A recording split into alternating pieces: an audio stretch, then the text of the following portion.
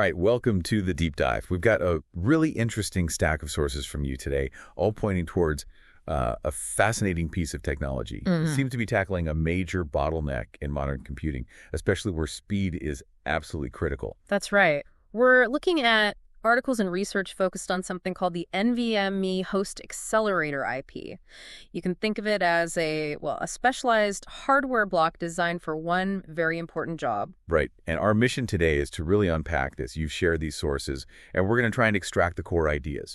We want to understand exactly what this NVMe Air IP is, how it works under the hood, why it's become, essential, particularly in high performance and embedded systems, and ultimately where it's already making a difference out there in the real world. And the difference it makes is, pretty dramatic. We're talking about freeing up valuable processing power in a way traditional methods just can't really match. Okay, let's unpack this then. Yeah. So you have these incredibly fast NVMe SSDs, right? They can shovel data around at just mind-blowing speeds. But often the system can't actually use all that speed effectively. Why is that? What's the block? That's the core problem NVMe IP is built to solve.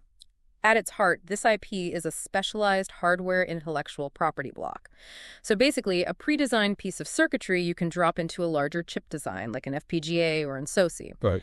Its fundamental purpose is to optimize the interface between the host system, that's your main processor, often an embedded CPU in complex chips like MPSCs or FPGAs. Right, MPSCs, FPGAs, those are the complex chips used in everything from, say, industrial control to data centers. Yeah. So it's for when your processor is built into more specialized hardware. Exactly. And the fundamental idea is to offload the embedded CPU. Take the load off it. Offload what specifically? Offload the incredibly complex and resource-intensive task of managing I/O queues. These are the mechanisms the NVMe protocol uses, to send commands to the SSD and get completion notifications back. We call them submission queues and completion queues. But wait, isn't that what software drivers are supposed to do? Why can't a driver on the CPU just handle it? And that's precisely where the bottleneck lives. Modern NVMe SSDs are massively parallel. They're capable of millions of operations per second, IOPS, as we call them. Millions, yeah. And pushing multi-gigabytes per second of throughput. When you rely solely on a software driver running on a general-purpose CPU to manage all that traffic, creating command entries, checking completions, signaling what are called doorbells, the CPU just gets bogged down. So it's like having a brilliant CEO spending all their time just sorting the mail, essentially. That's actually a perfect analogy. The CPU is burning cycles on low-level I/O management. Think context switching, lots of memory accesses, traversing complex software layers or stacks. All that overhead. Yes.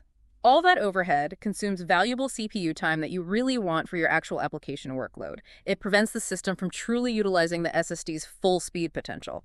And this is absolutely critical in systems like embedded devices or those built on FPGAs. In those cases, CPU resources are already constrained, maybe by power budgets, cost limits, or just physical size. You simply cannot afford to waste precious CPU cycles on storage I/O management. So what's fascinating here is how NVMe directly addresses this growing performance gap. You've got storage getting faster and faster, but the traditional software methods on a CPU just can't keep pace. Right. It sounds like a fundamental architectural response to a real problem. Yeah. Less like a nice to have, more like a necessary evolution. I think that's fair to say, yeah. Okay, so it offloads these tasks. How does this NVMe hardware IP actually work its magic? The sources describe it essentially acting as a sophisticated hardware engine. That's right. It operates predominantly as a dedicated hardware state machine, or maybe a collection of specialized blocks built directly into the silicon. And it interfaces directly with the PCIe fabric, that's the high-speed bus connecting the processor to devices like the NVMe SSDs. Okay. The key is that it handles those critical tasks the CPU would normally do, but it does them in hardware. It takes over the full management of those I/O queues, the SQs and CQs and the signaling mechanisms, the doorbells, potentially across many queues simultaneously. It also does the tedious work of building NVMe specification-compliant command entries and parsing the completion entries that come back from the drive. So the CPU doesn't have to touch these complex byte-level operations at all, eliminating a ton of low-level software work. Exactly. And some vendors, like IntelliProp and IP Maker mentioned in the sources, have even built-in automated engines. These can handle the entire initialization process, both for the PCIe connection itself and the NVMe device. Ah, that sounds like it significantly simplifies the integration process for designers. It's a huge win, yeah, because it requires minimal user knowledge of the deep, complex PCIe and NVMe specifications. And crucially, it efficiently manages the data movement itself. When you want to read data, the hardware sets things up to receive it. When you want to write, it makes sure the data is ready. Directly. Between a user-defined data buffer could be memory on the chip, could be external DDR memory, and the NVMe drive. Often it uses a hardware DMA engine. DMA. Direct memory access. So specialized circuitry for moving data without involving the CPU. Precisely. Keeps the CPU out of the loop for the bulk data transfer. Got it. So it's this dedicated piece of hardware that speaks the NVMe language perfectly and handles the data flow directly. How does the main host system, the CPU or other logic, talk to this NVMe HI block? They use standard interfaces, very common in complex chip design. Things like AXI interfaces, you can think of these as standardized ways. Different blocks on the chip talk to each other. Yeah, AXI memory map for control registers, AXI4 stream for high-speed data, AXI4 Lite for simpler control. IP Maker source also mentions supporting Avalon interfaces, which is another standard common in the Intel FPGA world. So if you look conceptually at an architecture like the one IP Maker describes, you see distinct blocks. There's maybe a control unit for configuration, an NVMe command manager to talk to the SSD, a data transfer manager for that efficient movement, and that handy auto init engine. Right. So the data flow for, say, a write operation would involve the user application telling the NVMe HA what to write and where via that control interface. The NVMe hardware then builds the command, tells the SSD via NVMe protocol to pull the data from the specified buffer using DMA, and it's all handled efficiently in hardware. Okay, so it's a highly optimized hardware pipeline specifically for NVMe communication. Now, you mentioned different vendors have slightly different approaches. How does that show up in practice? Yeah, this raises an important point about design philosophy and, trade-offs. There's definitely a spectrum in how much software is still involved, even with the hardware acceleration. How so? Well, AMD's approach, for example, often includes a configuration and control software driver. It might run on an embedded CPU like an ARM core or a microblaze soft processor within the FPGA. Right. This offers flexibility, right? It can make it easier to integrate into existing software environments. But that software layer, even just for control, can introduce a tiny bit more latency compared to a pure hardware path. And the alternative? IP Maker, conversely, emphasizes a pure register transfer level RTL approach for the critical data and command path. RTL is essentially the code that describes the hardware circuit itself. So no software involved there. Their core is designed to require no software for the actual command queuing and data transfer. The goal there is the absolute lowest possible latency.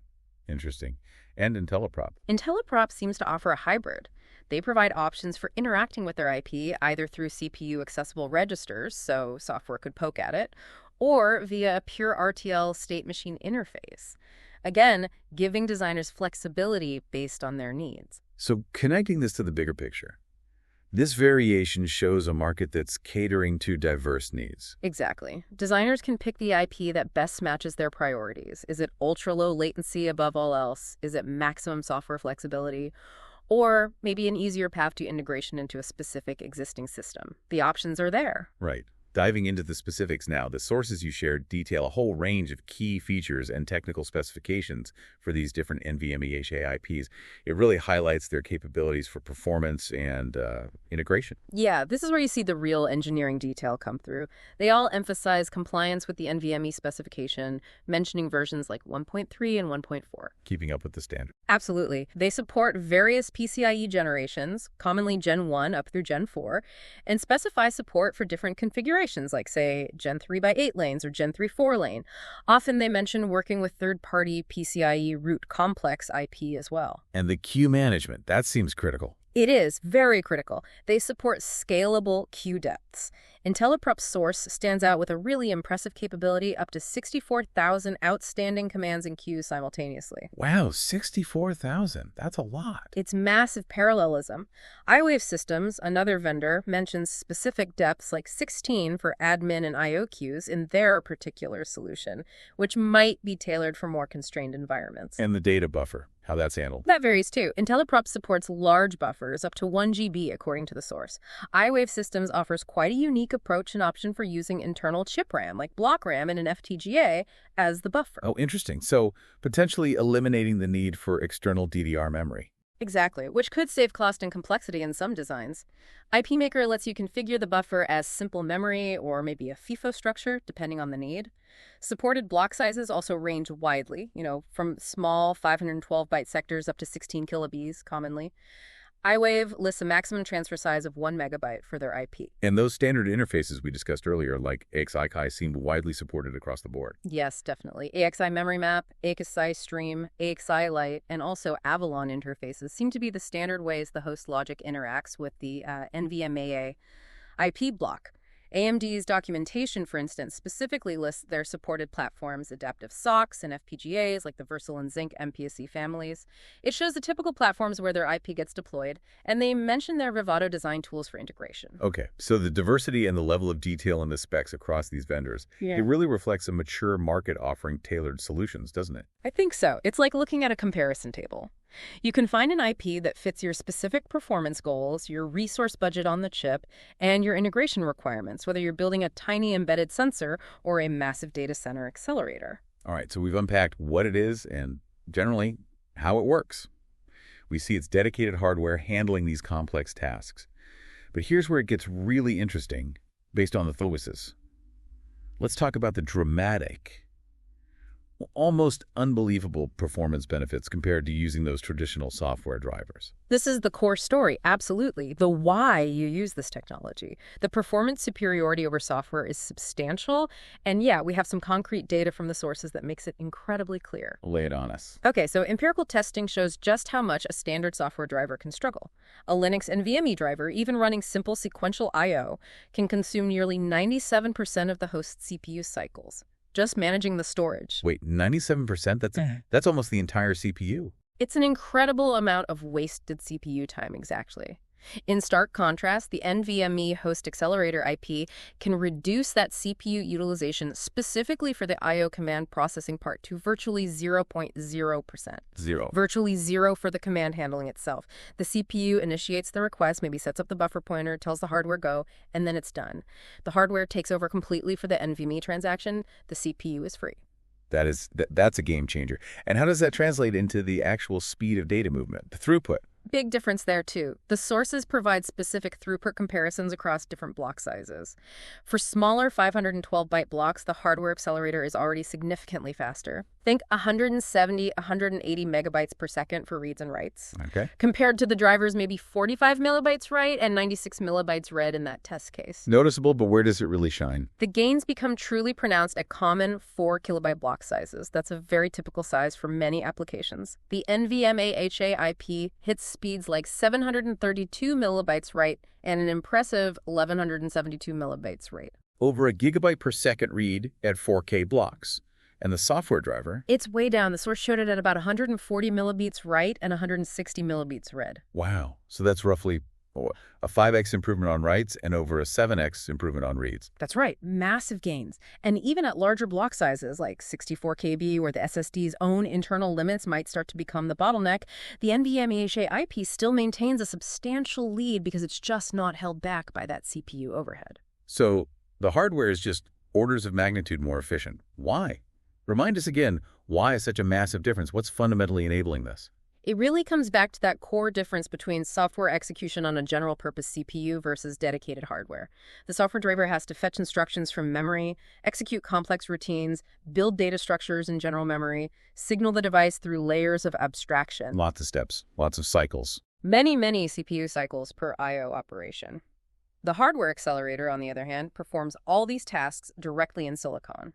It's a dedicated state machine, purpose-built for NVMe protocol operations. It doesn't need to fetch instructions for the I/O path. It doesn't need to perform general-purpose memory accesses for command building.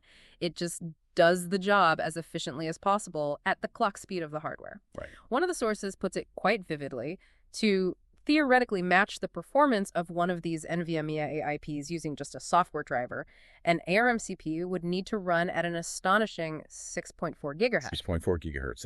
That really highlights the sheer specialized efficiency gain you get from dedicated hardware for this task. Exactly. It's just not practical to achieve that level of I/O performance purely in software on typical embedded or even server CPUs without completely consuming them. With those kinds of dramatic performance gains, Where are you seeing this NVMe HA technology deployed? What are the key applications and use cases where it truly shines? Well, it's pretty essential in environments where maximizing SSD performance, minimizing latency, and, most importantly, freeing up that CPU for its primary tasks are critical requirements.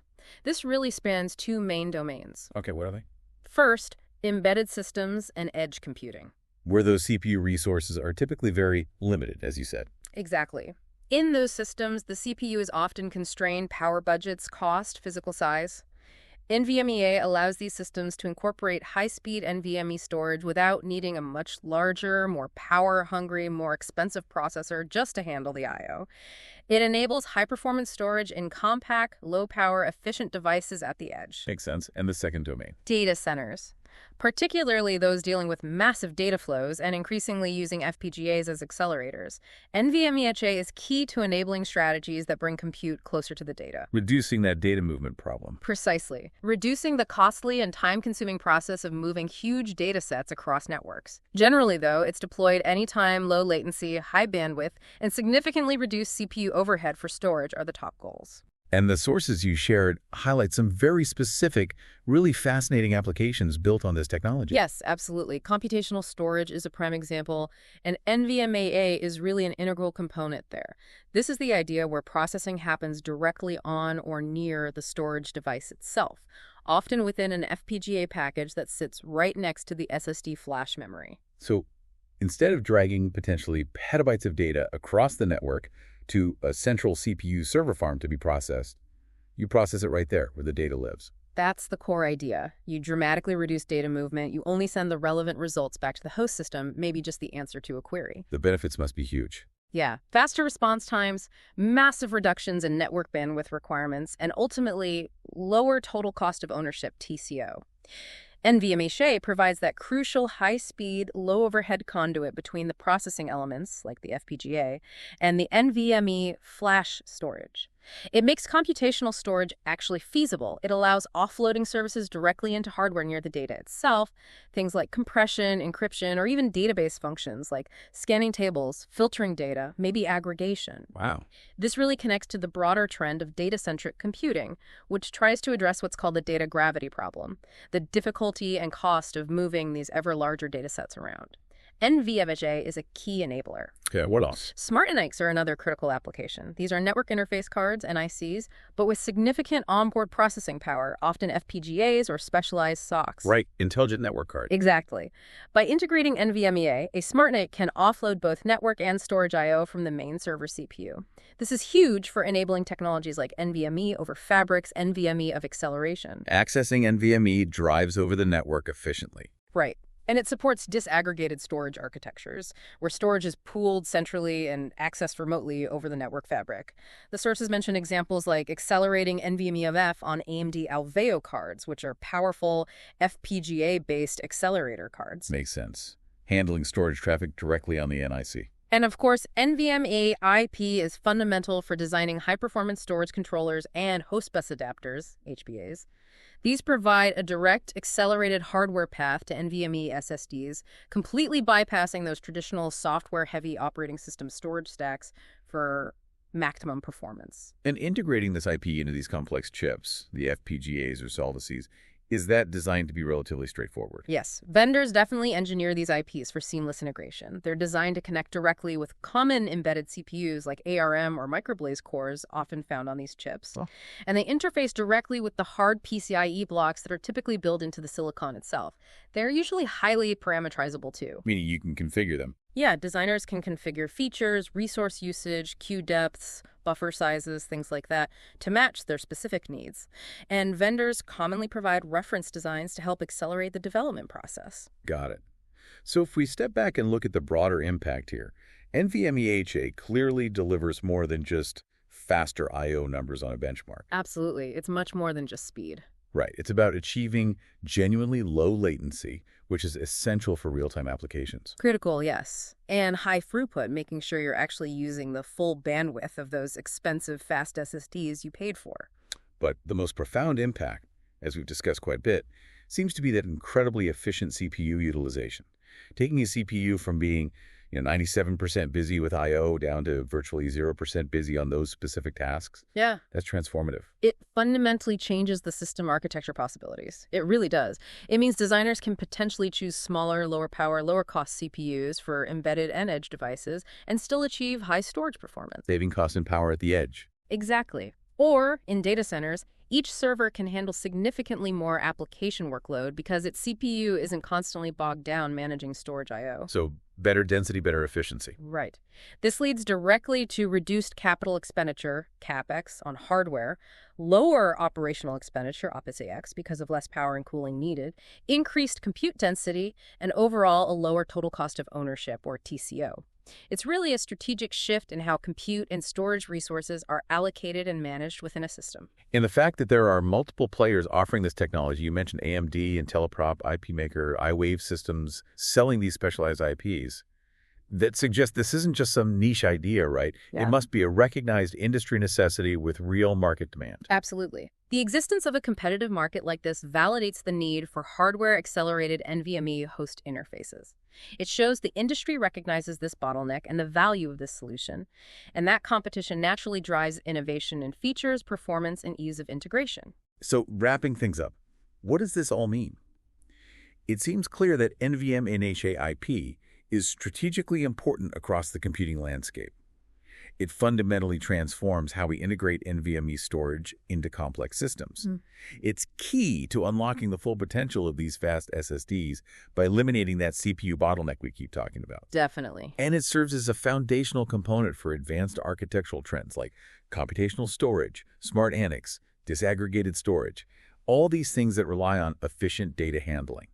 So what does this all mean? I guess it means enabling the design of significantly more efficient, higher performing, and ultimately more cost-effective solutions, from the smallest edge device right up to the largest data center. That's a great summary. And looking ahead, the future of NVMe seems pretty exciting too. It's tied directly to the evolution of storage and interconnect standards. So it needs to keep pace. It has to. It will continue to evolve, driven by new NVMe specification versions like 2.0 and beyond, adapting to new features. And it will need to support future PCIe generations like Gen 5 and Gen 6 for even higher bandwidth. We'll likely see even tighter integration with computational storage concepts, potentially incorporating more sophisticated inline hardware acceleration for tasks beyond just basic data movement, maybe integrated analytics or even machine learning primitives running right there in the storage path. Processing becoming even more embedded near the data. Exactly. There will probably also be an increased emphasis on enhanced programmability and adaptability within the hardware itself, letting it handle increasingly dynamic workloads more effectively. And of course, as data security remains paramount, expect to see more robust hardware-level security and data integrity features built directly into the IP itself. It's a technology that's essential today, and it will undoubtedly continue to be a key piece of the puzzle as computing demands for faster, more efficient data processing just continue to grow. This has been a really insightful deep dive into how dedicated hardware acceleration can fundamentally change system performance, specifically by taking on complex tasks that tend to bog down the main CPU. We saw it very clearly here with NVMe Storage I/O. So here's a final thought for you, our listener. Given how dramatically NVMe can offload the CPU from storage tasks, what other common system bottlenecks, maybe in networking, maybe in security processing, maybe elsewhere, might be similarly addressed by shifting complex software processing into dedicated, specialized hardware acceleration? That's something worth thinking about as you look at your own systems and future designs.